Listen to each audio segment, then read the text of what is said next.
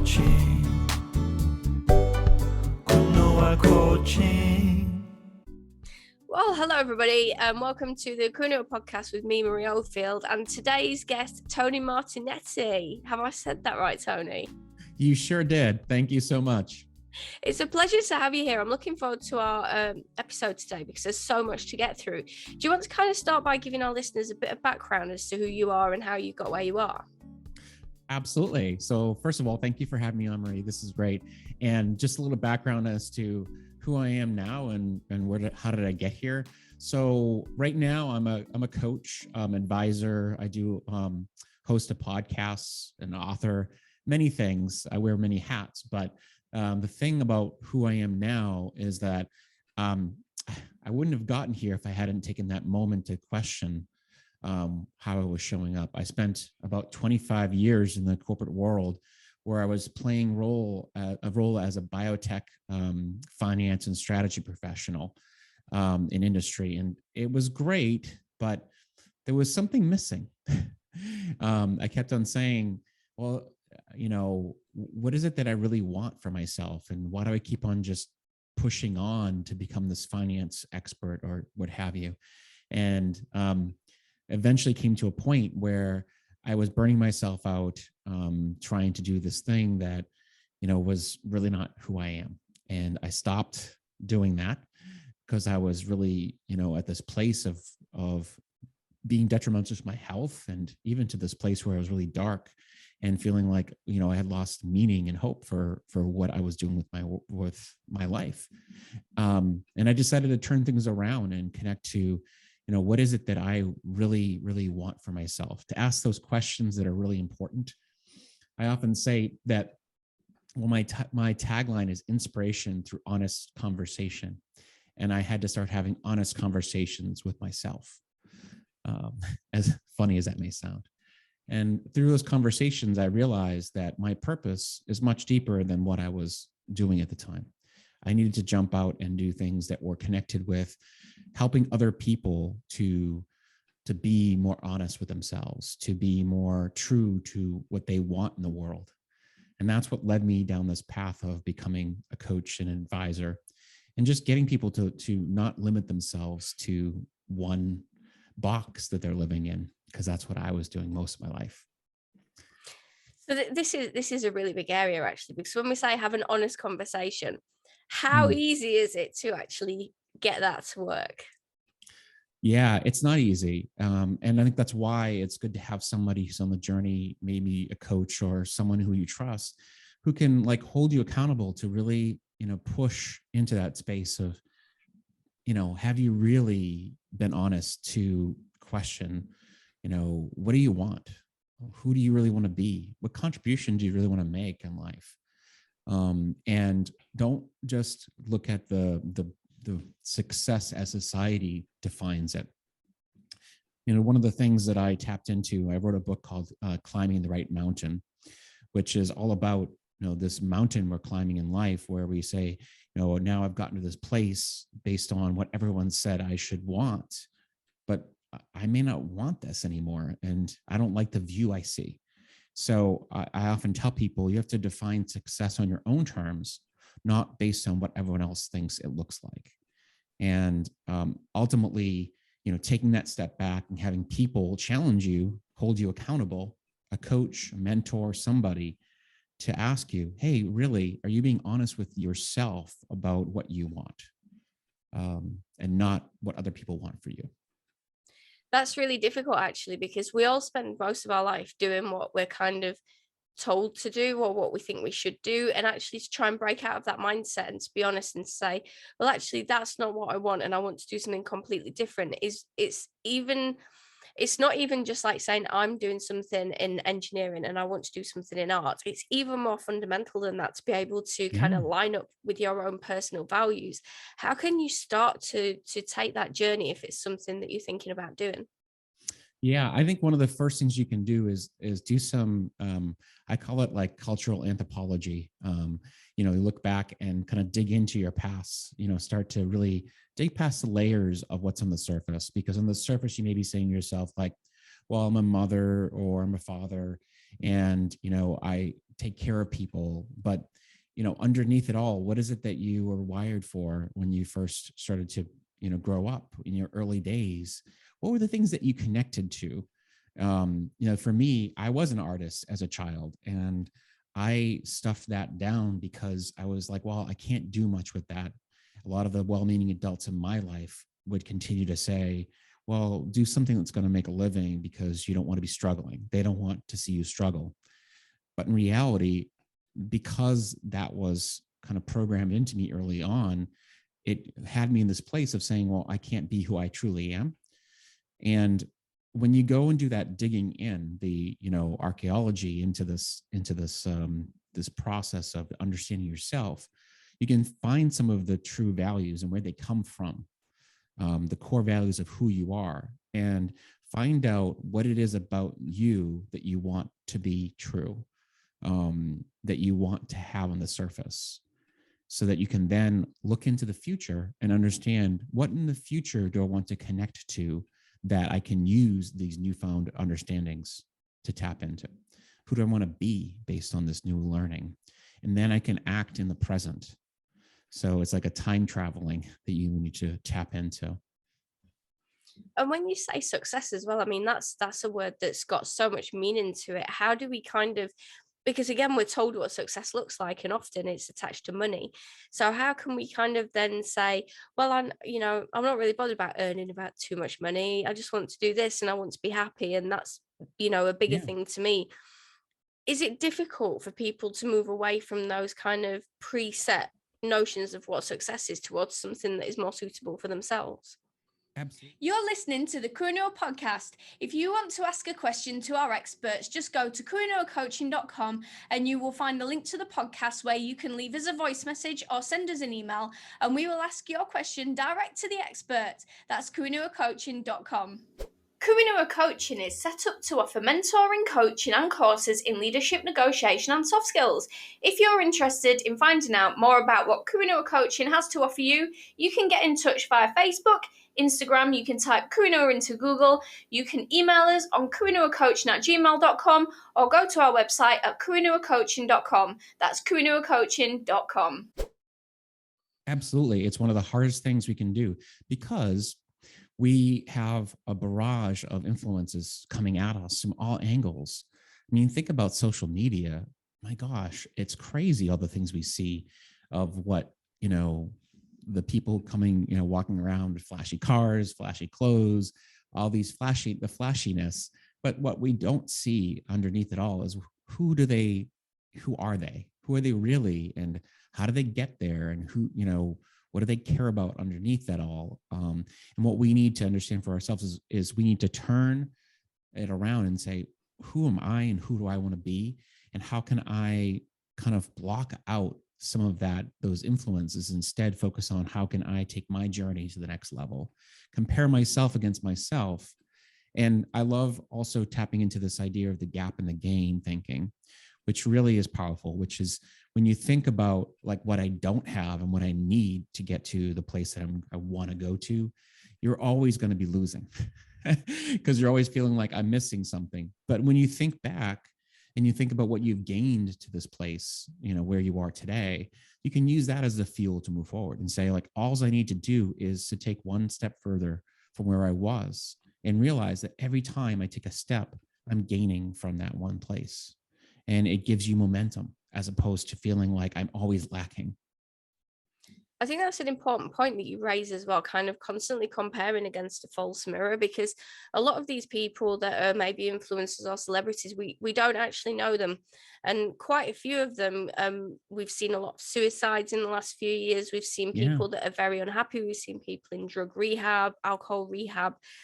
How happy can these people actually be, because they're in an ecosystem that is selling them, and they're kind of the product, and they have to keep on doing this stuff to be relevant, or to be liked, or to earn money. And actually, the rest of us are actually quite lucky that we've not got that level of pressure, and that we have got that freedom to be able to make the change. But even so, comparison against this kind of false life is so tempting, and then it is very difficult to try to change, because it's easy to get sucked back into it and to think, well, everybody wants to do this, I should do it. I mean, when I used to teach, I used to have kids at school telling me they wanted to be a YouTube star and they'd miss their maths lessons. And I'm saying, well, you can't get a job without maths and you may well not be a YouTube star. So what's the backup? So I think there's a kind of balance between what are you going to do that's going to actually pay your way in life, but how are you going to do that in a way that is suitable for yourself? Yeah. I love that you bring this up, because it's exactly how I feel, is this element of like, knowing that there's something behind this person's facade that, underneath they could be hurting. And, heavy wears the crown. The person who's wearing the crown is really heavy because they have to maintain that image for life. So when you think about it, you have to think about, what do I want for myself, and say, if I do want to be on stage, let's say, or I want to be somebody who's well known, well, it's not to sell ourselves short. We should strive for, meaningful impact, or we should not sell ourselves short, but we should be doing it for the right reasons. And that's why it should be defined based on what you want, not what other people are telling you is the right version of what the truth is. I think this is such a complex topic, and it kind of feeds into some really deep psychology, doesn't it, in terms of how we see ourselves, how resistant we are to change, how willing we are to kind of accept something new. Because again, when sometimes when you look at the new thing, it can be so scary that it's easier just to stay with the old thing, even if you don't want it. So then you're never going to make that leap. So how can you kind of start to think about making these changes in a non-scary way? Yeah. And I like how you said that, because there's an element of stopping in your like taking a pause moment and just say, okay, I'm on a path that has me doing X versus, let's say I'm on a path to becoming, I don't know, the CEO of a company. And, the reason why I'm after that is because everyone says that's what I should want. And so I'm working really hard to make that happen. But maybe it's time for me to pause and step away and say, why did I commit to this path? Maybe it's time for me to look at what other paths are available to me. And is there another way that I could find the fulfillment that I'm looking for? What is fulfillment to me? And start asking those questions. Before you take another step forward, find out what it is that you want to challenge yourself into, to be able to say, okay, is this the right path? And, should I choose a different path, or am I on the right path? I just need to make sure that I look at this next step with a different lens, to see things from a different viewpoint, to say, this might be the right path, but I need to make sure I'm not going too heavy on myself or too hard on myself to create this thing that I might burn myself out in the process of creating. Either way, it's about breaking the patterns of our thinking, so to make sure we're not so maniacally focused, to use a very loaded term, but like maniacally focused and singularly focused on one thing that has been driving us. And in that process, not allowing ourselves to be fully human, meaning living a life. We have to live life in the process of creating that life. And what I'll tap into here is, you can't be saying to yourself, oh, I'll be happy when I get to that place. You have to be happy now, so that you are enjoying the journey that you're on to get to where you want to be. That's actually really key, because it's easy to say I'll be happy when, and actually that when can be 25 years away. And actually when you get there, are you happy? Or is it just that you've got another piece of paper or another something, and what did you do for the last 25 years? Were you happy then? Is this kind of mindset is so difficult, and it shouldn't really be, because we should be happy with what we're doing in our life, and we should be able to set that up. And but it seems just very difficult to be able to do that, because we seem to inherently think that we need suffering and we need hardship to actually get where we're going. Yeah, it's funny, like I often hear from people that especially the overachievers and the perfectionists in the corporate world, who I've talked to, that they felt like a martyr at times, where they just would continue to be the person who would suffer on behalf of the other people. So they would skip vacations, they would double down on working even harder, just because they knew that, well, if I do this, I'll be the hero of the day. I'll save the day. But where I often see them is they're on the side of the road, broken down, and just trying to get themselves back in the game because they just burnt themselves out. And they've lost sight of what's important. So I think when you start fooling yourself into being that martyr and feeling like this is, if I just push on, I can make it happen, you realize that it's not the way to go, that you need to continue to recharge, find ways along the path to say, am I on the right path? And what do I need right now from a self-care perspective to ensure that I don't burn myself out in the process of creating what I want? And it is very easy to kind of blink and be Yeah. old. And then all of a sudden, all the time's gone. And you Yeah. kind of look back and say, well, I mean, I know, myself, I've spent some years where I've been, burnt out, and I've been a bit of a martyr. And what did I get from that? Nothing really. And then you Yeah. have to kind of reassess your life. But it seems to me that when people kind of do this, it tends to be a little bit later in life that they start to try and reassess, because they're thinking, well, actually, I'm a bit more mature now, and this is just not suited me anymore. What do you think the value is in being able to have these kind of skills a little bit earlier on? 100%. I mean, there's we should learn from people who, we see along our journey, mentors, people who can share stories, and in books that, share insights around, how did you navigate your journey? How did this really come to, how did you figure out your path? Now, we're going to make our own mistakes. Each person's going to make their own mistakes along their journey. And that's beautiful because we learn from those, but learn from other people as well. And, figure out how they did it so that you can see how this helps to inform your own journey. And I just want to mention this quickly, that I have a podcast called The Virtual Campfire. And the reason why I created it is because I wanted to be able to share, stories of transformation where people who are on their journey could share what were the moments that really revealed who they are on that path. I call them flashpoints, the points in their journey that ignited their gifts into the world, because in those difficult points, they revealed who they are. They could have been periods where they struggled with life-threatening disease, or a death of a loved one, or other real challenging situations, or just general feelings of like, I can't do this anymore the way life is. I need to move on and do something different. And I think that is important, because when you have those moments and you can learn from people as they share those stories, then what happens is you can say, yeah, I kind of feel that way right now. And I think I'm ready to start making that change, and not waiting till I'm older, not waiting till I'm far down the line. I can learn from that. How do you kind of start if you feel really uncomfortable with what's actually going on, and you kind of got all these expectations on you and you're going down a certain path? How can you start to try and find out what it is that you actually really want to do if you're just not sure and you've not got an idea, but you Yeah. don't want to be where you are right now? I love this question, because I had this scientific, I played in different roles. I was an artist, a finance professional, business person, and I also love sciences. So I, was in the biotech industry, and I love to experiment. So when it comes down to it, you have to be able to play with certain ideas that show up. Nothing's going to be laid out perfectly for you, but you have to be able to take some measured risks into different areas. When you start to look at things that are lighting you up on a day-to-day basis, you say, okay, well, maybe I have an interest in exploring, maybe it's writing a book, being an author, just using that as an example. Well, have you written anything?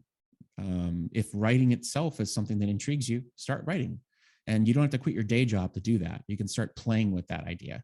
And then eventually what happens is you start writing more, you talk to other authors or potential, you talk to people who are authors already, and you can start to make it more real for you. Any field is like that. With a few exceptions, there's the barrier to entry is not as high as people think it is. All you have to do is start having conversations and learning what it is that these particular jobs require.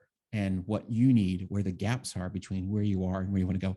I know gap thinking, but but you have to at some point start with little steps to get you to where you want to go. What would you say to people that say, well, actually, I've gone down this whole path of a career. I've got all these really specific skills. There's no way now that I can repurpose any of that or learn some new stuff and go on to a new path. Yeah, I would say that let's talk about specifics of those skills that you learned. What is the gold hiding inside of that you can leverage to move into a new area? I mean, it doesn't have to be like reinventing yourself from, you're starting from ground zero. You're starting from a place where you've got a lot of great experiences. You just got to figure out how to use them a different way. You're going to use them in a way that allows you to say, I did this, and this can be applied in another field in this way. But it's not as easy as it may sound. It takes some introspection. It takes some thinking about, well, how can I use my skills as let's say, an IT professional in a field of, let's put it as like, I don't know, maybe content development, organizing information, understanding how things connect. All these types of things can be really important when you move into a new field. I think that's really key as well, because actually you just collect so many transferable skills as you're going along, and all of these transferable skills can be completely aimed at whatever career you want to do. And if you just want to learn some of the specifics, you can do that as well. If you're going into, I don't know, coding, you might need to learn coding, but do you know how to deal with people? Do you know how to write a report? And all these things start to actually really benefit the new path that you're on. I'm a big champion of transferable skills, because I think you can do a lot with what you've already got. So actually, instead of and we had Saucony Prince on ages ago, and he was saying, actually, you're not climbing a new mountain, you're already halfway up that one, because you've already got the base skills. So it's really interesting. I love it. So as we're coming to the end of the episode, it just goes too fast. Do you want to kind of give people an overview of where they can find you? And your podcast sounds amazing, actually. I'm going to check that out. And we will tag it all underneath so you can click straight through once we've told you where you can find it. Fantastic. Well, thank you so much. So first of all, the best place to find me is on my website, which is inspiredpurposecoach.com. And there you can find a link to the podcast. You can find about my book, Climbing the Right Mountain, and all types of fun things there. My podcast is available on all different platforms. Virtual Campfire is the name of the Virtual Campfire is the name of the podcast, and it's on all the different channels, wherever you find podcasts. And I'm also available on LinkedIn and other social media, but LinkedIn's my predominantly where you find me hanging out.